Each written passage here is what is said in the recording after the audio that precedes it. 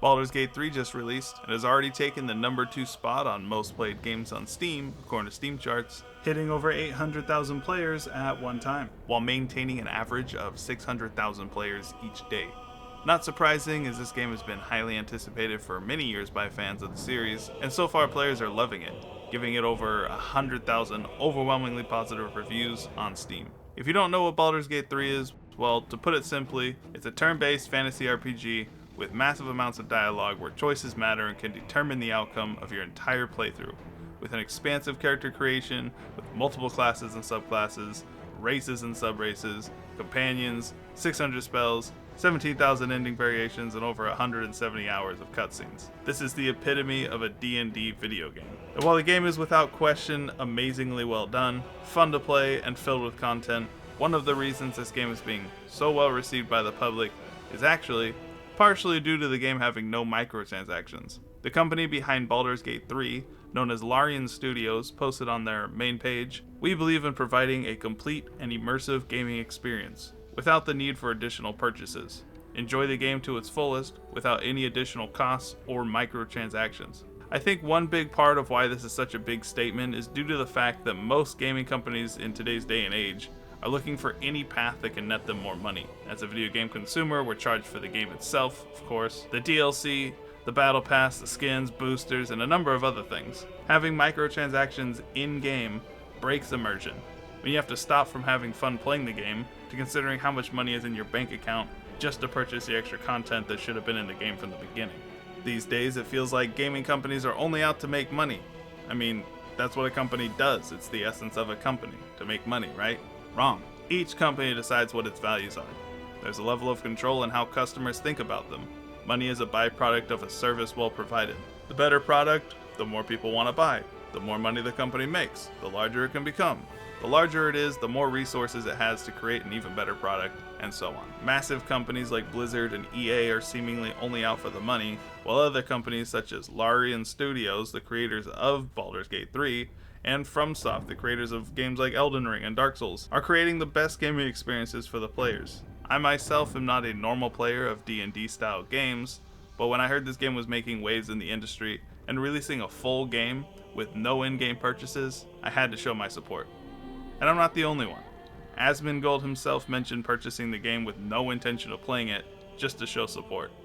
Though I'm sure he'll end up playing it, just as I have.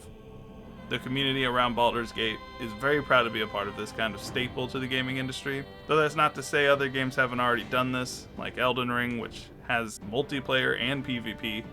Multiplayer games are one of the main areas for microtransactions, as players want a one-up on other players, whether it be a rare skin found only on the marketplace or just blatant enhancements that give you an advantage over another player, especially in PvP. Some companies prey on those desires, and people give in. It's a breath of fresh air to have a game made so remarkably well done without any of the cash grabs, and we gamers really need it every once in a while, and I appreciate every second of it. Now, another topic of interest that has created disagreement between devs and players is the expectancy of future games having to meet the same level of quality and content that Baldur's Gate 3 has created. Devs are scared that with BG3 being filled to the brim with content and depth that is fun to play and consume, while also being a one-time purchase of $60, that consumers will heighten their expectations when it comes to future games being released. One dev by the name of Xavier Nelson Jr. stated this on Twitter. "Like a lot of people, I'm deeply excited about what the lovely folks at Larian accomplished with Baldur's Gate 3, but I want to gently, preemptively push back against players taking excitement and using it to apply criticism or a raised standard to RPGs going forward." Nelson Jr. also said Baldur's Gate 3 is an anomaly, and that if you raise the standard in your head and say, every RPG should be like this moving forward, you have no excuse. You are setting expectations that most game developers can't meet, and will ultimately kill the studios trying to do it. This thread gained popularity with other devs from companies like Riot Games, Bethesda, Rockstar, EA, Sony, and Xbox, just to name a few, that all support this thread and are in agreement with the game being an anomaly, and that players shouldn't expect this from pretty much anyone else. Nelson Jr. also mentioned that before they achieved Baldur's Gate 3, they created Divinity Original Sin 1 and 2, with both having definitive editions. This allowed for the company to gain experience in creating this type of game, before taking on Baldur's Gate 3. I think Nelson Jr. is somewhat correct in that game developers have to start somewhere, and that through trial and error we end up with a game such as Baldur's Gate 3.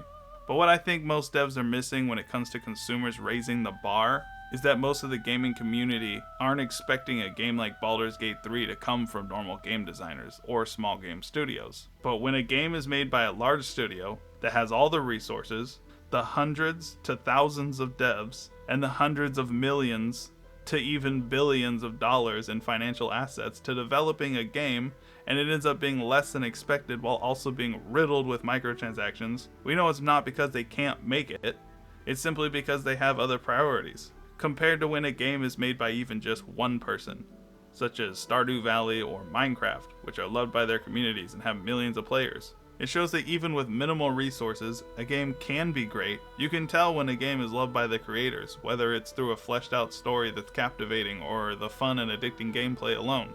You can also tell when a game is a cash grab made by a company to support the spending habits of the higher ups. Look, the majority of gamers that are demanding these companies to raise the bar are talking very specifically about large game developers. If a company has the resources and manpower, there needs to be some level of expectation. Right now, Baldur's Gate 3 has raised the bar, but not every game needs to match that same level. We are in a time where Baldur's Gate 3 is possible, so we have a right to expect other larger developers to meet similar standards. The gaming industry is a competitive market. If I'm not satisfied with the product, I'll just find another game to play that will meet those expectations. Wasting people's time and money on a bad product is about the worst thing you can do as a company. Complaining about high expectations isn't going to make people want your product. Making a good product will. There really is no excuse. You can't say a company like Blizzard or EA don't have the experience necessary. These companies have been around longer than a lot of their consumers have been alive. You can't say they don't have the manpower, nor the finances to make a game that people want. These are the largest companies in the world, making several billions of dollars every year. And I'll say it again, developers like Larian Studios and FromSoft have proven it's possible to make a good game that people want to play that doesn't have all the cash grab antics these larger companies are pushing out. And while there are a lot of developers agreeing with Nelson Jr., not all developers are shivering in their timbers trying to control how others should perceive new releases. Some devs see the amazing things Larian Studios has done and the impact BG3 has made and are taking inspiration from it. Juno Blees, a former Riot Games developer, posted this on Twitter. We should look at the Larian success story and ask ourselves, how are we going to make our games better and create the next games that shake up the industry? Players should and must always expect more from us, never less. And Yegor Ostapenko wrote this on Indeed. Larian Studios didn't become a successful business in one day. Actually, it took them almost 20 years to get where they are today. They were on the edge of bankruptcy twice and had to outsource for a decade in order to get recognized and stand on their feet strongly. Larian working on BG3 and having all the expertise and resources they have is not an anomaly. It's a result. And a bit of luck, of course. So in my opinion, whenever they achieve a success with BG3, becoming a worthy successor and improvement of the series, their effort, by all means, should be considered as a new standard. Not only for RPGs, but any other game that shares similar mechanics. We definitely have some controversy among developers, and not just between devs and consumers, so while there is certainly a disconnect from the larger gaming corporations to the actual gaming community, all is not lost for us gamers.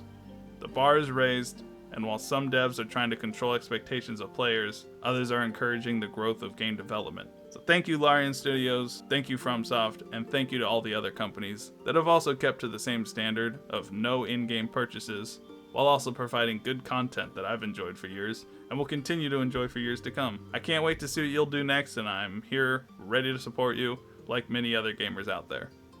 And thank you all for watching. You have a great day or night, and I'll see you next video.